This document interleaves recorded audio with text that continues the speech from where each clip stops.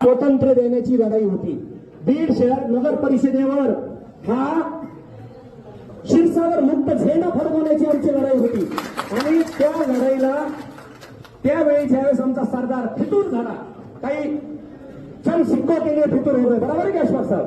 हा, फितूर झाल्यानंतर तीच टीम एकत्र केली आणि त्याच टीमनं पक्का निर्धार केला की बाकी काय होईल, 2021 ला होणारी नगर परिषदेची निवडणूक ती 2025 पर्यंत येऊन ठेपली. ती 25 ला झाली आणि 25 ला झाल्यानंतर आमचं नशीब चांगलं की भैयासाहेब म्हणजे अमरसिंह पंडित साहेब आणि विजयराजे यांच्या माध्यमातून नेतृत्व लाभलं.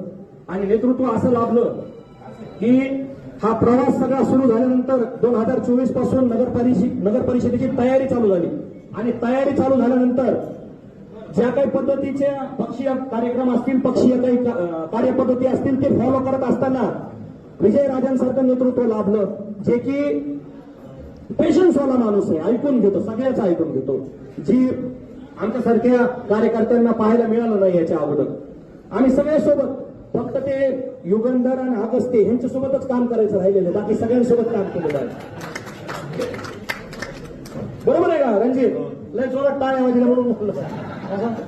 तर हे सगळं करत असताना विजयराजे पाटील यांनी ज्या पद्धतीनं या नगरपालिका निवडणुकीची रणनीती आखली आणि त्यांना आमच्या सगळ्या शिलेदारांनी ज्या पद्धतीची साथ दिली, थोडंफार 19-20 झालं, परंतु ते नशीबवान यासाठी मेटे साहेबांनी सुद्धा एक स्वप्न पाहिलं होतं, स्वप्नील भैया, क्षीरसागर मुक्त बीड नगर परिषद करण्याचं.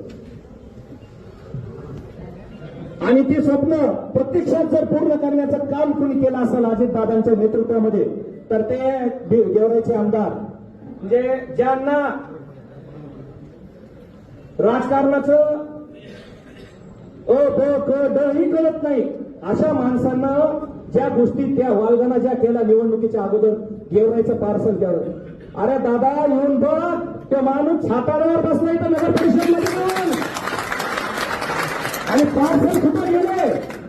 आज परिस्थिती अशी आहे, राजुरीचं पार्सल राजुरी घ्यायला तयार नाही, ते म्हणतात नाही शेळकेत पाहिजे आम्हाला तिकडे बोलून.